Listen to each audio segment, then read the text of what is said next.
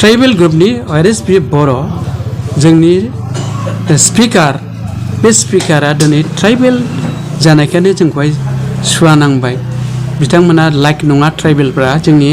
आसामखौ रिप्रेजेन्ट खालामनायनि दा गतिके ट्राइबेल मानसिया बाव फैनानै धर सुवा सुथिखौ जाबाय बेनिफ्राय जों परित्रान मोननांगौबा जोङो गंगा दैजों सुनानै बेखौ परित्रान लानांगौ होननानै बे रोखोमनि बहुद अजुहात ट्राइबेलफोरखौ मुगैनायजों नेवसिनायजों गादबनायजों बे रोखोमनि पलिटिकेल साइड बाय साइड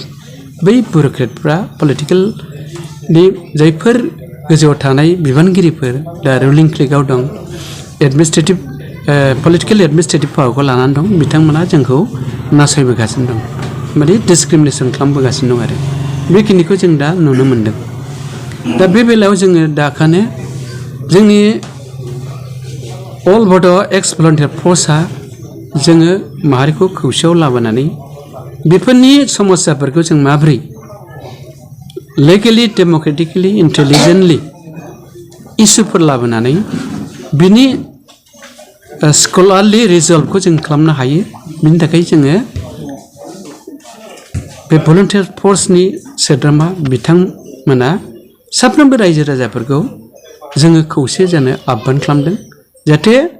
जोङो एबरिजिनेल ट्राइब बे हानि जों भुमिपुत्र बे हाया जोंनि बे हानि जोंनि ग्रिनारि सोमखोर बिफां फरेस्ट दै वाटार सेट बिभिन्न माउन्टेन्स बे जोंनि सम्पति नेचारेल रिसोर्सेस दा बेफोरखौ रैखा खालामनांगौबा जोंनि जायफोर एबरिजिनेल ट्राइब बा जनगोष्ठीफोर जोङो खौसे जानानै बेखौ जोङो संरैखा होनांगोन रैखा खालामनांगोन खौसेथि लाबोनांगोन आरो जोंनि सेफटि सिकिउरिटि आरो जोंनि इनफ्रास्ट्राक्चार डेभेलपमेन्टखौ जोङो जयैनो मावनानै लानो हानांगोन बेखिनिखौ जोङो दिनै नोंथांमोननि बे प्रेस मिटनि गेजेरजों आं बेखौनो मिथिहरनो सानदों जोंनि भलन्टियार फर्सआ खुनु कमप्रमाइज जानाय नङा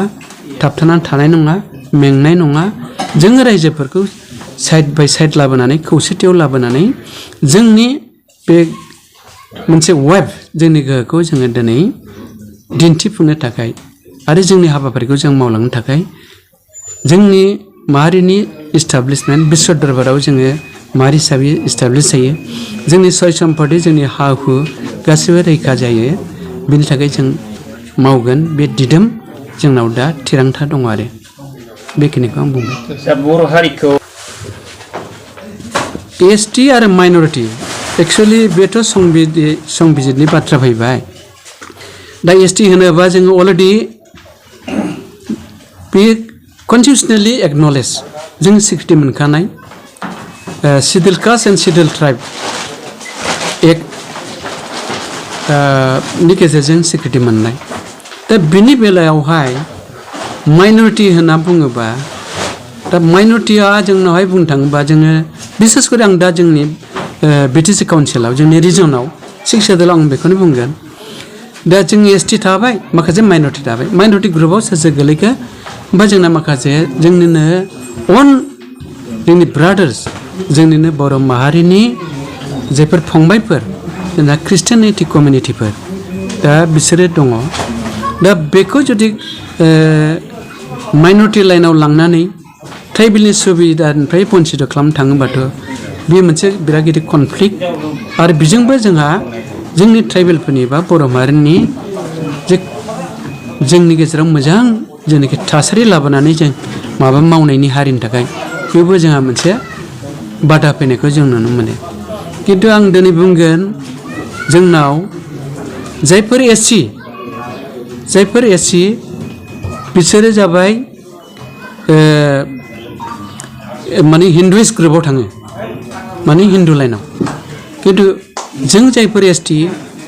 जोङो खुनुदिन हिन्दुइस्ट नङा गतिके बेवहाय आङो दिनै जायफोर ट्राइबेल नर्थ इस्टनि आसामनि जोङो बिसेस करि ट्राइबेल स्वीकृति मोनखानाय संबिधाननि खिन्थु जोंनि नैबे प्लेन्स एलेका बिटिसि बिटिआरआव जोङो ट्राइबेल आरो माखासेया जाबाय माइनरिटि जेरै ख्रिस्टियानिटि कमिउनिटि बेयावहाय जुदि जोंना माइनरिटि आरो ट्राइबेल बेखौ बिभाजन खालामोबा बोखावोबा बे जोंनि थाखाय मोनसे कनफ्लिक्टखौ जों फैनायखौ नुनो मोनो गतिके बियो जुदि एससि ओबिसिआ जुदि हिन्दुइस्ट लाइनाव थाङोबा बे आलादा बेपार किन्तु जोंनि एसटिनि थाखाय एसटिआव बाव जुदि सोरबा ओबिसि नङा माइनरिटि थायोबा जोंहा बाव हिन्दुनि खोथा गैया गतिके बियो जोंना मेइन स्ट्रिम एसटिजोंनो जोंना थांगोन आरो दा बेवहाय माइनरिटि होननानै जोंना ख्रिस्टियानिटि फंबायफोरखौ जुदि बन्सित खालामोबा बे संबिधाननि कनस्टिटिउसनेलि बेखौहाय माने मा होनो बेखौ ल'खौहाय इगनर खालामनानै जोंखौहाय डिसक्रिमिनेसन लाइनाव लांनाय जागोन आरो बिनि थाखाय जोङो राफोद जोंनि सिन्ताधाराखौ लानानै बिनि प्रतिबादखौ जों खालामनो रोंनांगोन खौसेयै बेखिनिखौ आं लुबैदों